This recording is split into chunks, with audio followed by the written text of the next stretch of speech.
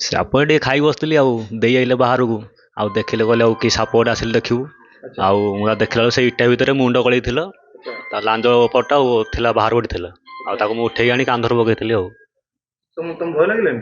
ନାଇଁ ଭୟ ଲାଗିଲାନି ମୋର କାମୁଡ଼ିଲାନି ଏତେବେଳେ ଭୟ ଲାଗିଲାନି ଆଉ ତାପରେ ତାପରେ ବଜାର ବୁଲିଲୁ ତାପରେ ତଳେ ତ ଖସି ପଇଲା ସାପଟି ତାକୁ ଆଉଥରେ ଉଠେଇଲି ଆଚ୍ଛା ଉଠେଇକି ଗଲା ପରେ ମୋ ହାତକୁ ଜଷ୍ଟ ଟିକେ କାମୁଡ଼ିଲା ତାପରେ ଧରିଥିଲି ସାପଟା ମାମୁଙ୍କ ପୁଅ କହିଲା ଡବା ହାତେ ନା ଆଉ ଚାଲ ମେଡ଼ିକାଲ ଚାଲ ଆଉ କି ସାପଟା ଜାଣି ହଉନି ଆଚ୍ଛା ଆଉ ଚାଲ ମେଡ଼ିକାଲ ଏଇଠୁ ଆସିଲୁ ଏଠିକି ଆଉ ତାପରେ ସାପକୁ ନେଇକି ଆସିଥିଲେ ଏଠି? ଆଜ୍ଞା ସାପକୁ ନେଇକି କେତେ ଦିନ ହେଲା ସାପ ଏଠି ରହିଲା ତମ ସାଙ୍ଗରେ?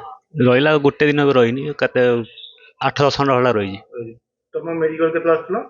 ଆମେ ଆସିଥିଲୁ 8:30 12ଟା ଟାଇମ୍ ହବ କାଲି ଆଜ୍ଞା କାଲି କେତେବେଳେ? ଦିନ ଆଜ୍ଞା ଦିନ ବେଳେ ଆଜ୍ଞା ସାପ କେତେବେଳେ ବେକାର ପକେଇଥିଲ? ସାପ ପକେଇଥିନୁ 10:30 କି 11ଟା ଭିତରେ ହବ ନାଇଁ ଆଜ୍ଞା ତାପରେ ତମେ ସାପ କାମୁଡିଲା ବେଳେ ତମକୁ ମେଡିକାଲ ପଳେଇଲ। ଆଜ୍ଞା ସାପ ବର୍ତ୍ତମାନ ଗଲା କୁଆଡେ? ସାପ ନେଇ ଯାଇଥିଲେ ଟିକେ ଘରୁ ନେଇ ଯାଇଥିଲେ ଆଚ୍ଛା କାଇଁ? କହିଲେ ନେଇକି ଛାଡ଼ିଦବା ବୋଲି ବାହାରିଥିଲେ ଆଉ ଆଚ୍ଛା ସେ ସାପଟା ମାନେ ବିଷାକ୍ତ ବୋଲି ତମେ ଜାଣିଛ ନା? ବିଷାକ୍ତ ତ ଜାଣିନି ମତେ କାହିଁକି ଫିଲିଙ୍ଗ ହେଉନି ଆଚ୍ଛା ତାର କାଇଁ ଜାଣି ବି ହେଲାନି କଣ ପାଇଁ? ଆଉ ଆଚ୍ଛା କଲରଫୁଲ ରଙ୍ଗୀନ ଦେଖାଯାଉଥିଲା ବୋଲି ନା କଣ? ଆଜ୍ଞା ତ ବର୍ତ୍ତମାନ ଘର ଲୋକଙ୍କୁ ପଚାରିଲନି ଯେ ସାପ କୋଉଠି ଅଛି ବୋଲି? ସାପ ଆଜ୍ଞା ପଚାରିଲେ ସେମାନେ କହୁଛନ୍ତି ଛାଡ଼ି ଦେଇଛନ୍ତି ବୋଲି ସେ ତମେ କଣ ଯାହାକୁ ପଚାର ଯାହାର ସାପ ଥିଲା ସେ ତମେ କଣ ହେବେ?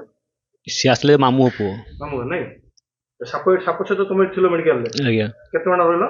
10 ଘଣ୍ଟା ବେଳା ଥିଲୁ ସେମାନେ କେତେବେଳେ ନେଇଗଲେ ସାପ ନେଇଗଲେ? କାଲି 10:30 11ଟା ଟାଇମ୍ ରାତି ରାତି ନେଇଗଲେ ନାଇଁ ତାପରେ ସକାଳୁ ତମେ ଯୋଗାଯୋଗ କଲଣି ସାପ କୁଆଡେ ଗଲା ବୋଲି? ଯୋଗାଯୋଗ କଲାବେଳେ ସେମାନେ କହୁଥିଲେ ଡବା ଭିତରେ ଥିଲା ଆଉ ସେ ବାହାରି ପଳେଇ ଯାଇଛି ବୋଲି